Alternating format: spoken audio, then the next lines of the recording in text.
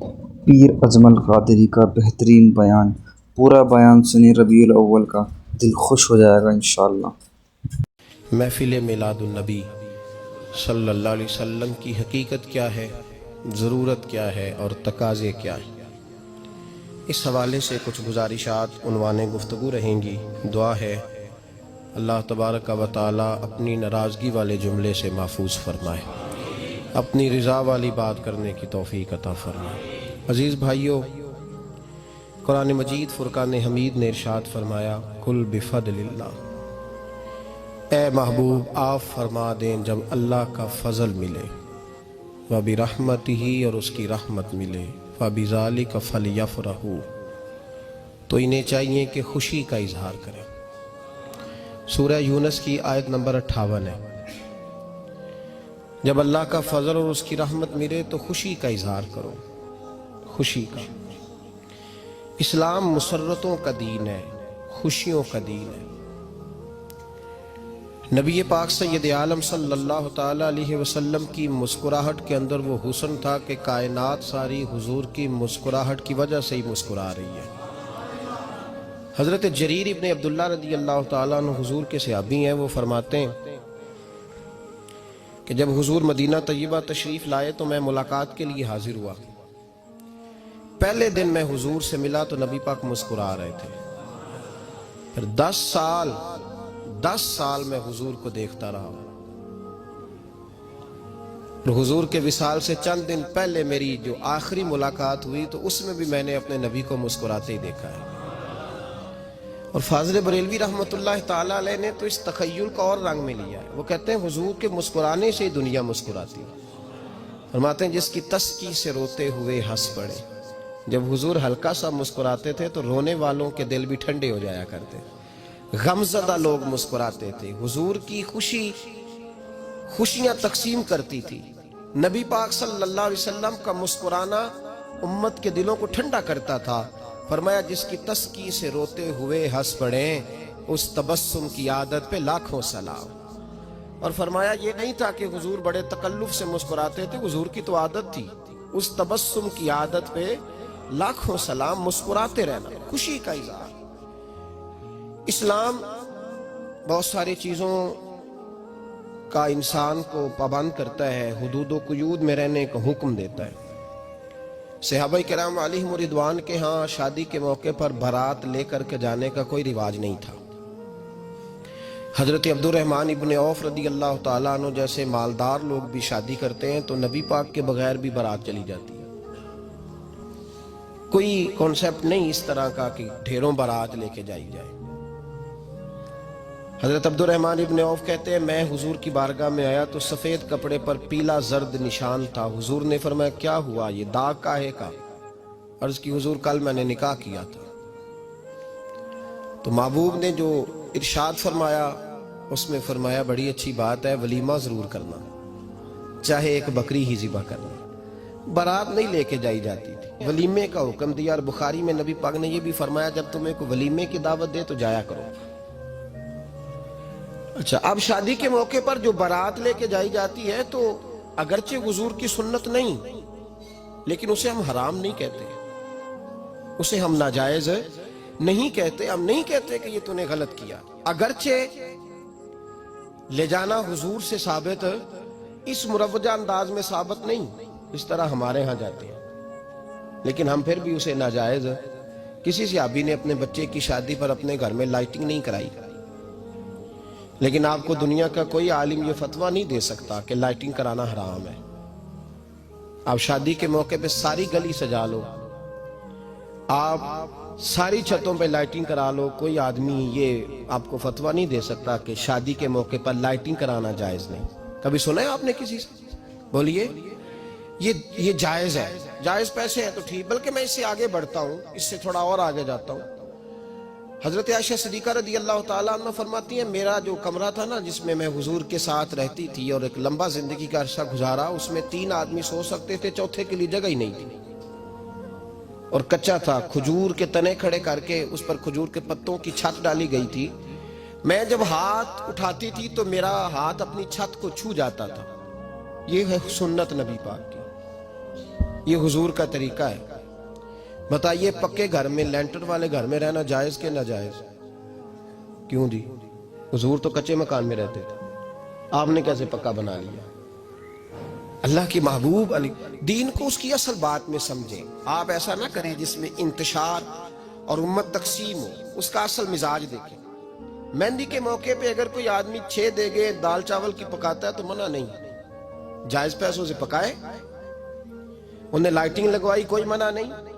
सारे मोहल्ले को खाना खिलाया, कोई मना नहीं। बल्कि नबी पाक ने फरमाया बेहतरीन मुसलमान ही वो है जो सलाम पहले ले और रोटी ज्यादा खिलाए, तो बेहतरीन मुसलमान है। नाजायज क्या है? नाजायज है शादी के मौके पर बैंड बाजा बजाना, उसमें रक्स करना, उसमें भंगड़े डालना, औरतों मर्दों का इख्तलात होना, औरतों की मूवी बनाना, ये चीजें नाजायज है। तो जो नाजायज है उस पर पाबंदी लगाई जाएगी, जो जायज है उसके बारे में ये कहा जाएगा कि भाई एहतियात की जाए, सुन्नत की तरफ देखा जाए तो बेहतर यही है। लेकिन अगर कोई किसी आदमी के पास जायज पैसे हो, वो 100 कनाल के घर में रहे, अगरचे सुन्नत ये नहीं, पर ये तो कोई फतवा नहीं ना दे सकता कि हराम है तेरा 100 कनाल के घर में रहना। क्या है फतवा कहीं आपने सुना? तो हमारे यहाँ तकलीफ का मामला ये है। देखे मेरे भाई, किसी भी सहाबी ने, बड़े दर्द के साथ बात कर रहा हूं और ये मेरा दर्द है, मैं दर्द से अपने दिल को, अपने ईमान को हाजिर नाजर कह के बात कर रहा हूं। उम्मत बट जाती है हर मौके पे यार, हर जगह ही तकसीम हो रही है उम्मत मुस्लिमा। हर रोज कुछ ना कुछ फतवे ऐसे मिल जाते हैं जिसमें दरारें पड़ती हैं। किसी सहाबी ने किसी मस्जिद के अंदर इश्तिहार छपवा के, ऐलान करा के दरसे कुरान कराया है कभी? सीरतुन नबी का जलसा, खत्म बुखारी, मदरसे का दस्तार फजीलत का जलसा, आपने इश्तिहार पढ़े हैं ना? ये सारे मकाते बेफिक्र के होते हैं कि नहीं होते?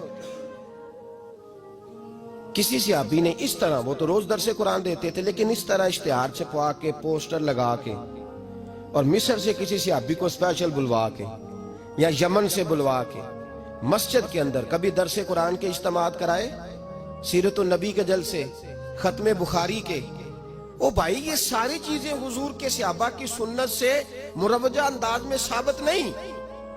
मुझे बता मेरे भाई, मैं दर्द के साथ तुझसे सवाल करता हूं कि सीरतुन नबी के जलसे में तू पेशावर से मौलाना बुलाए, पिंडी से बुलाए, तू गुजरात और कराची से लोगों को बुला करके अगर सीरत का जलसा कराए और तू उसमें एक आदमी को कराची से बुलवाया जा रहा है तो तूने उसको 20,000 की टिकट भी दी और इश्तिहार पे भी जलसे पे खर्च हुआ, फिर लंगर भी पका, खाना भी तूने खिलाया, ना तुझे कोई बेवा याद आई, ना तुझे कोई मिस्कीन याद आया, ना तुझे कोई गरीब याद आया? हालांकि कहना चाहिए था ना, ये जो लाख रुपया लग रहा है किसी बेवा की खिदमत कर देनी चाहिए, यतीम को दे देना चाहिए। दर्द के साथ बात कर। सवाल मेरा ये है कि वही काम जो सीरत के जलसे में होते हैं, पहले तिलावत होती है, फिर नात होती है, फिर किसी आलिम का बयान होता है, वही काम सिर्फ नाम बदल के किया जाए, ईद मिलादुन नबी नाम रखा जाए सल्लल्लाहु अलैहि वसल्लम। ये मैं आपके ज़हनों पे दस्तक दे रहा हूं, तकरीर नहीं कर रहा, सिर्फ दस्तक दे रहा। ओ भाई देखो, एक आदमी वही काम नाम बदल के करे तो जायज है, और अगर उसमें नबी पाक के मिलाद का नाम रख लिया जाए या नात का नाम रख लिया जाए तो फिर मुझे इजाजत दे, मैं तुझसे सवाल करूं कि सिर्फ तुझे हुजूर की तारीफ बुरी लगती है? फिर मुझे इजाजत दे कि मैं तुझसे पूछूं कि सिर्फ तुझे नात अच्छी नहीं लगती? फिर मुझे इजाजत दे कि मैं तुझसे पूछूं कि तुझे सिर्फ रसूलुल्लाह के कसीदे अच्छे नहीं लगते? दे मुझे इजाजत कि मैं तुझसे सवाल करूं कि जहां जिक्र रसूल की बात आए वहां तू परेशान क्यों होता है? तुझे पता ही नहीं ये तो वो जिक्र है कि रब फरमाता है तुम बयान करो ना करो, वरफाना लका जिक्रक, महबूब मैंने खुद तेरे चर्चे सारी दुनिया में बुलंद फरमा दिए। और नबी पाक ने पूछा हजरत जिब्रील से कि चल जिब्रील तू बता, मेरी उम्मत को पता चले रब ने मेरा जिक्र कैसे बुलंद किया है। तो जनाब जिब्रील कहने लगे महबूबा, रब फरमाता है मेरे नबी से कह दे जहां जहां तेरे रब का जिक्र होगा वहां वहां तेरा भी जिक्र होता रहेगा।